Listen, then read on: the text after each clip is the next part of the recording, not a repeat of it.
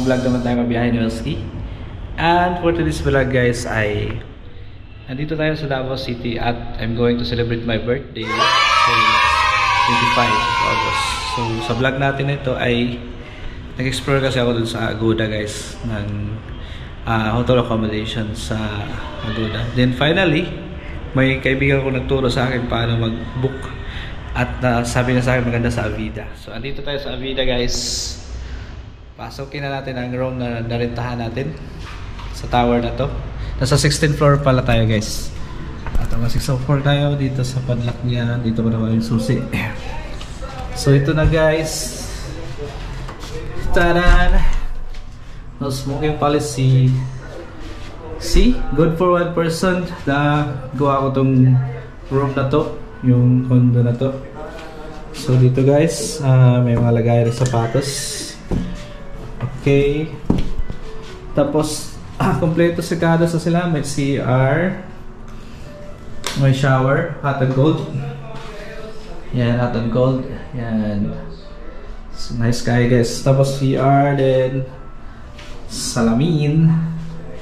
And dito na may cabinet sila guys. May cabinet sila, may extra pillows. So, meron din sila dito ng cabinet. Nakalagay yung jacket ko. Tsaka may plancha na rin guys. So, tapos dito guys may mesa, may mga remote controls sa keyboard.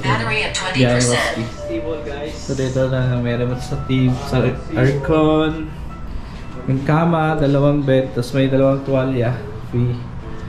Ang gamit ko guys wagit na. So may refrigerator sila guys. Yan. Tapos may mga plato na. May utensils na sila dito sa lalim mo. Sa next drawer, walang laman. Next drawer, ouch. Next drawer, yan, wala naman. Police lang. Tapos, meron silang rice cooker kung magluluto ka. May pan. Mag-init ng tubig, kape. Yan. May glass dito. So yan, nice. Tapos magluto ko guys, pero sila dito guys, may sarili silang exhaust fan. Saka lababo, lakas ng tubig guys, malakas ng tubig. So, most awaited part of my pinili ko talaga ito guys. Tara! Nasa 16th floor tayo guys. Kitang-kita mo yun naman guys sa mga building. Oo. 16th floor tayo guys. Ganda. So, explore muna natin maya-maya yung yung Avida Towers dito sa Davao City. Davao City! Happy birthday to me! Birthday viajeros!